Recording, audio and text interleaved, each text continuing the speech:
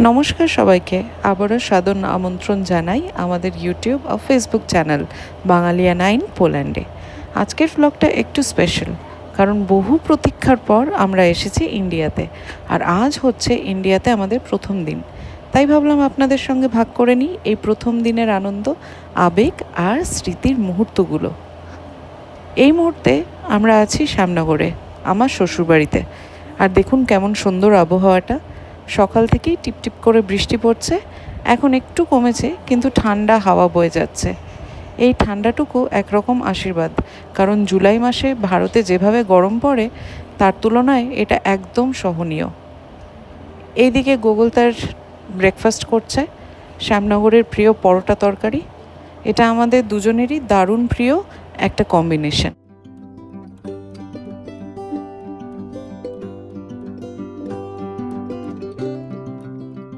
দুপুরে ছিল একেবারে বাঙালিয়ানা স্পেশাল খাবার। আমার যা রান্না করেছিলেন ইলিশ মাছ ভাজা, ইলিশ মাছের তেল দিয়ে ভাত মেখে খাওয়া, আর ইলিশের পাতুরি। এক কথায় বললে স্বর্গসুখের মতো একটা খাবার। এই আর এইটা দেখুন, আমের টক, আহা। লাঞ্চের পর আমরা রওনা দিলাম বারুইপুরের দিকে, আমার মায়ের বাড়ি। শ্যামনগর থেকে বারুইপুর দূরত্ব প্রায় 2 ঘন্টা। পথে একটা ছোট্ট দোকানে থেমে নিলাম, 1 কাপ ভাঁড়ের চা। এখানে এলে রাস্তার ধারে এমন 1 কাপ চা না খেলে যেন ভ্রমণটাই অসম্পূর্ণ থেকে যায়।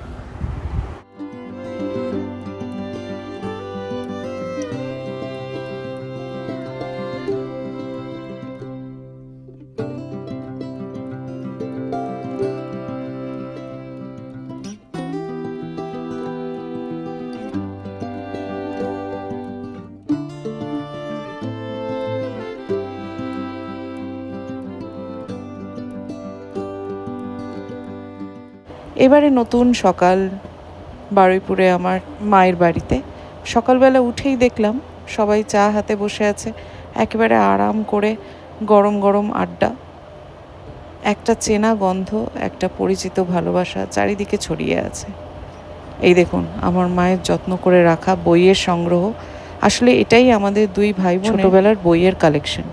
মা এগুলো এখনও আগলে রেখেছে, যেন আমাদের শৈশবটাকে ধরে রেখেছে পাতায় পাতায়। এখানে কয়েকটা পুরনো পারিবারিক ছবি। প্রথমটায় আমি আর আমার দাদু, পরেরটায় মা বাবার মাঝে আমার দাদা, তারপর ঠাকুমা আমাকে কোলে নিয়ে দাঁড়িয়ে, পাশে ভাই দাঁড়িয়ে। আর এই ছবিটা দেখুন, মায়ের বিয়ের আগের ছবি। তখনকার দিনে এমন ছবি পাত্রপক্ষকে পাঠানো হতো, একেবারে সেই প্রথাগত ঘরোয়া সৌন্দর্য। নিচের কোণে পুরো পরিবারের গ্রুপ ফটো, দাদু দিদা ঠাকুমা সবাই একসাথে। আমার বাবা ছিলেন প্লেয়ার মানুষ, এককালে ক্রিকেট ফুটবল সব খেলেছেন, আর তার সাথে সাথে কোচিংও করেছেন। এই এতগুলো ফটো হলো বাবার সেই অ্যাচিভমেন্টসগুলো। এটা তো হলো গুটি কয়েক ফটো, কিন্তু আরও অনেক ট্রফি, নিউজ পেপার আর্টিকেলস, অনেক কিছু তুলে রাখা আছে।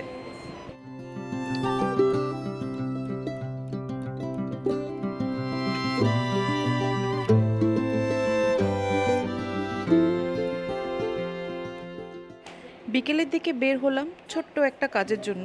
গিয়েছিলাম একটা মিউজিক্যাল শপে গিটার স্ট্রিং কিনতে।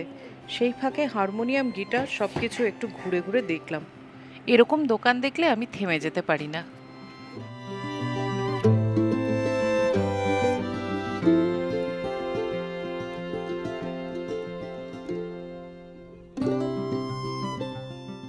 বাড়ি ফিরে এসেছি, দিদার আর নিজের ঘরে মন টিকছে না, তাই জন্য এসেছে, এখন বেরিয়েছে একটা চাদর মুড়ি দিয়ে আমার সাথে কথা বলতে।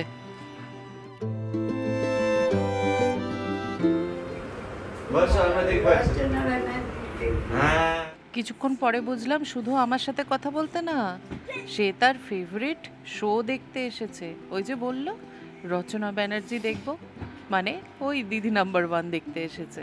তাই জন্য এখন সোফাটাকে সেট করা হচ্ছে দিদাকে বসানোর জন্য। একসাথে সবাই মিলে একটু এটাই দেখি।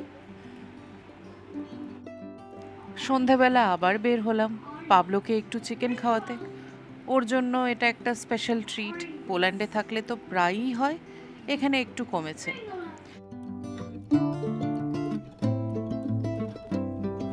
লাগছে? ঠিক আছে।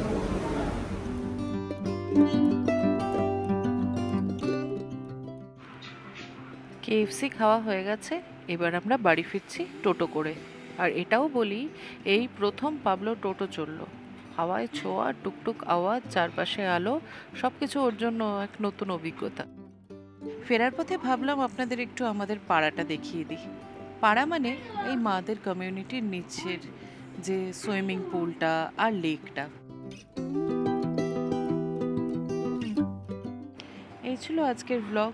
ইন্ডিয়াতে প্রথম দিনের ছোট ছোট মুহূর্তগুলো আপনাদের সঙ্গে ভাগ করে নিলাম। চেনা মুখ, চেনা আবহ আর চেনা ভালোবাসা, এই তো জীবনের আসল সুখ। আপনারা পাশে থাকুন, এভাবেই আমার গল্পের সাথী হন। পরের পর্বে আবার দেখা হবে। ভালো থাকবেন, সুস্থ থাকবেন। এই ছিল বাঙালিয়ানা ইন পোল্যান্ড থেকে আজকের দিনপঞ্জি। বিদায় আর ভালোবাসা রইল।